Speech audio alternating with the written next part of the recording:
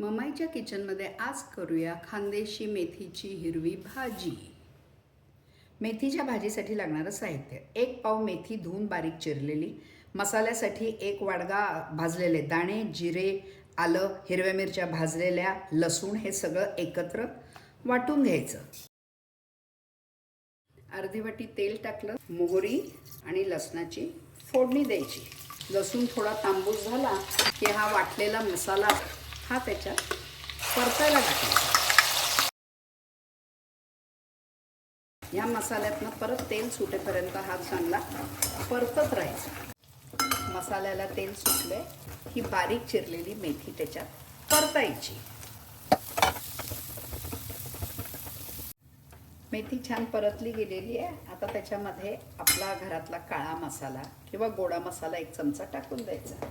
चवीनुसार मीठ टाकायचं।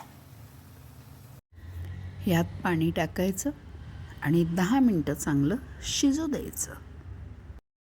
ही आपली खानदेशी मेथीची हिरवी भाजी भाकरीबरोबर खाण्यासाठी तयार।